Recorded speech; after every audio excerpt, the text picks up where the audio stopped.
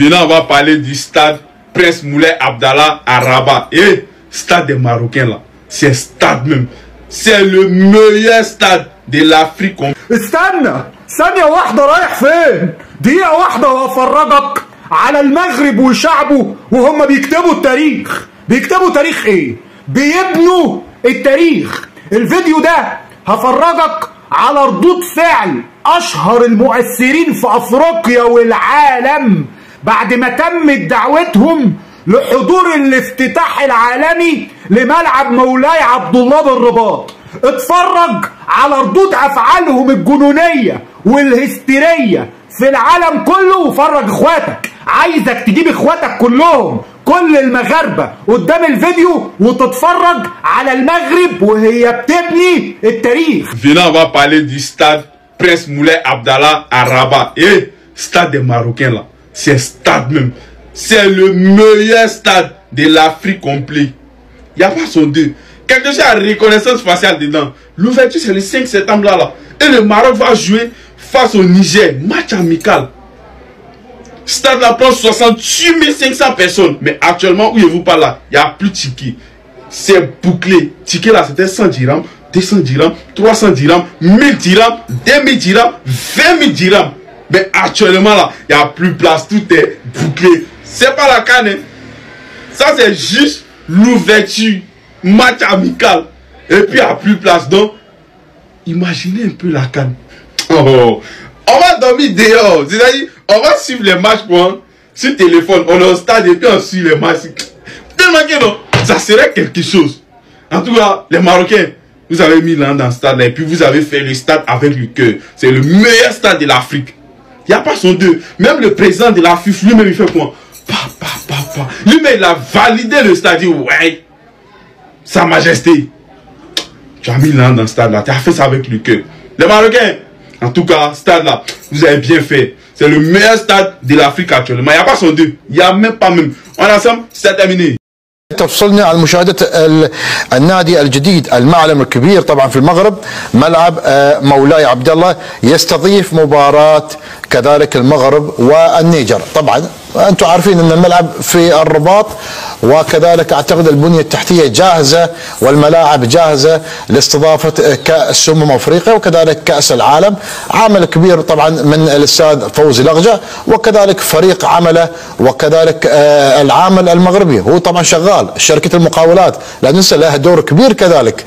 انت عارف اللي يبني الملاعب هم المغاربة، مو جايبين ناس من برا يعني. اتمنى لهم ان شاء الله التوفيق. ايام قليلة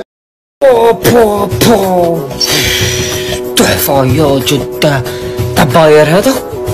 لا خوتي، هذا استاد، هذا يا وهذا هاو جاي في المغرب. ها جاي في المغرب، اقسم بالله لا جاي في المغرب. هاد تصويره تاع كادر محطوطه في الحيط تاع كوافير تماك في مراكش. لا والله لا سيريو. هلا تقدموا. عندكم الضوء؟ تقمتوا؟ كتر خير اسبانيا. خذ هذا هو السطاد اللي غادي تخرج منه المغرب من الدور 16 ولا من الديمي فينال الا وصلوه. تباينه بدي الرجال غادي يدوها لكم. حنا قلنا هنا نردوها محرز هنا يديروا شيل يا طويل العمر ولا قصير العمر. خلاكم سطاد. حنا عندنا تاع بريقي، عندنا تاع زواوه، واش عندنا من سطاد؟ ما عنده بغي واحد تاع مازال باش غيبيع في التيلي. هذا ما كان غير كاميرا هكا مجسم موصاي. هذا سطاد هذا ما كان والو، ما يخلعوكمش. عزافيكم. Is a masterpiece in the making.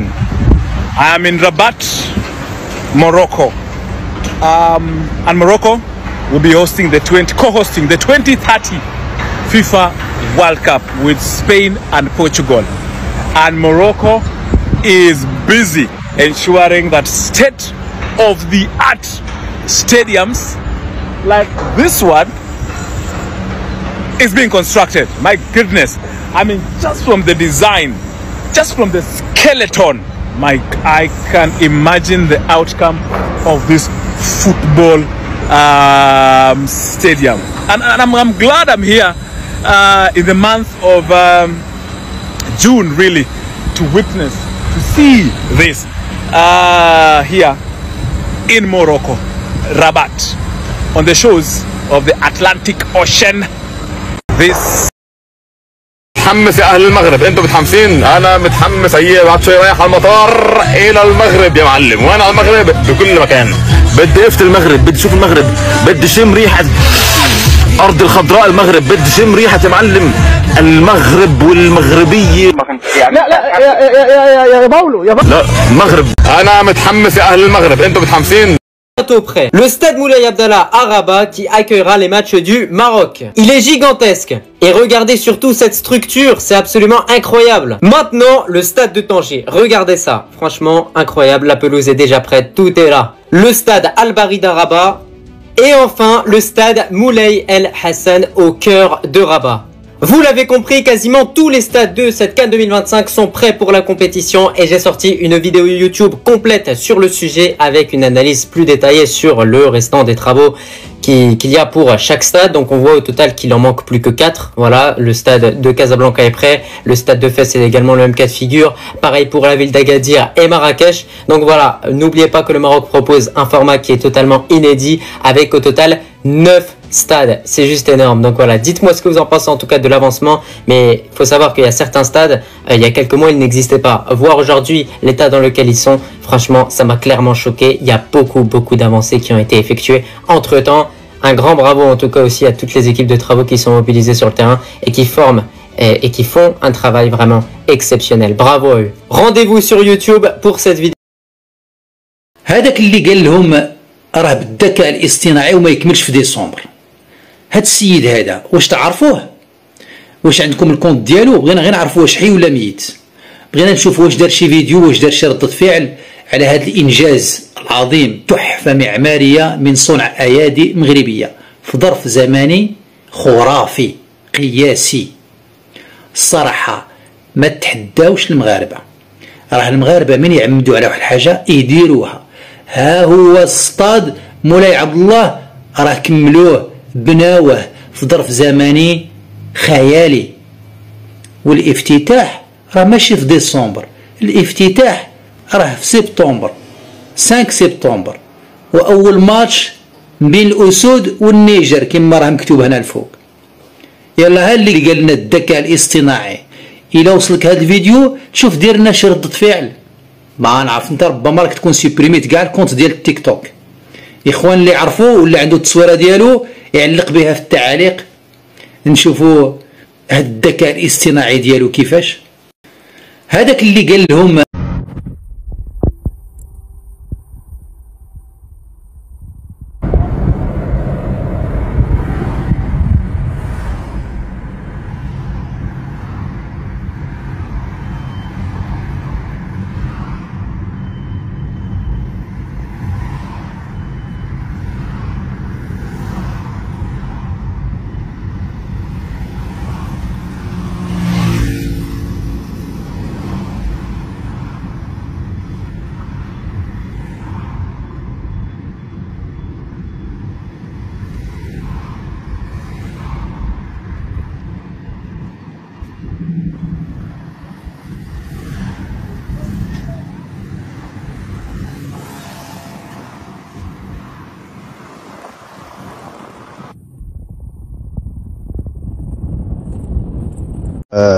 تعود لي يا حمزة البطاقة الحمراء لا تخص الملاعب.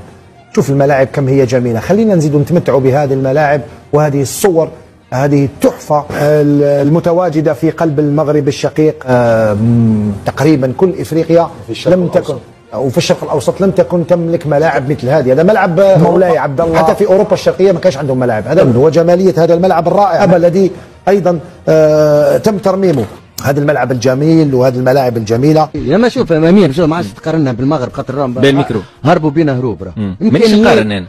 هو يقارن عبد الستار قارن، انا والله لا قارنت، وريتك الفيديو انا عبد الستار ما تتقارنش. راه نلعب كله مع شوف عام 2014 لعبت في المغرب انا لعبت في الرجاء، وشوف الملاعب اللي عندهم عام 2014 وشوف انت الاكاديميه اللي عند محمد السادس، حاجه راه من وراء الخيال. راه حاجه راه معناتها حتى في اوروبا هم عندهم الملاعب، عندهم المتاحف، عندهم الاكاديميه نتاع محمد السادس، عندهم السياحه، عندهم السياحه. دونك معناتها هربوا بينا هروب الحقيقه.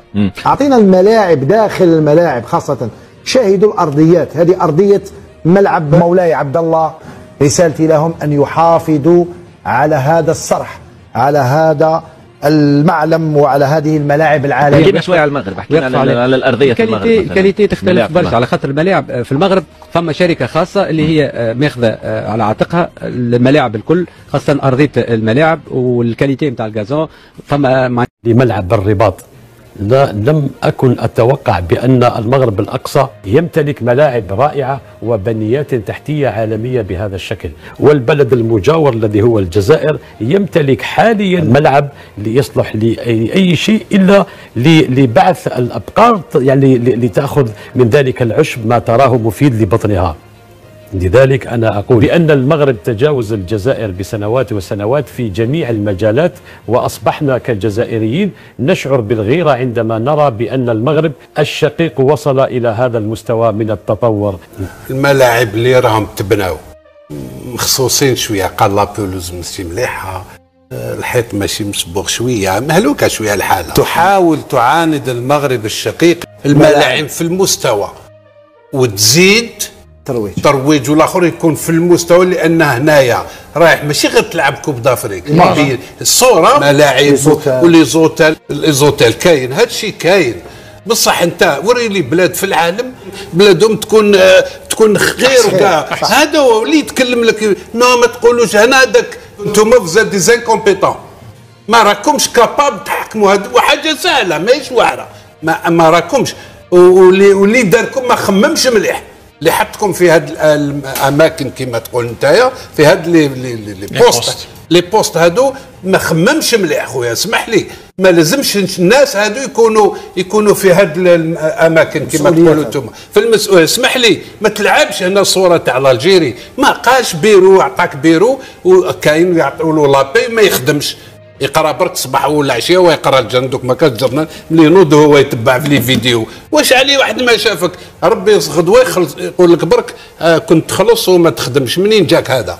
غير هو اللي يحاسبك واللي دارك الشمالي. المغرب شقيقنا وجارنا العزيز يبني في الملاعب وراه يتطور من عام الى عام، ويريد ان يصل ويصنع ملاعب تنافس الملاعب العالميه. البطاقه الحمراء اليوم لن اشهرها، حشمت، استحيت اني نشهر البطاقه الحمراء، لانه البطاقه الحمراء التي سنتحدث عنها في هذه السهره تتعلق بملعب الرباط الجديد بالمغرب. والله نغيروا برك، احنا ما راناش نحسدوا، ولكن يا ريت الدوله الجزائريه تعاند المغرب فقط، دير على الاقل تعاند في مراكز، في ملاعب.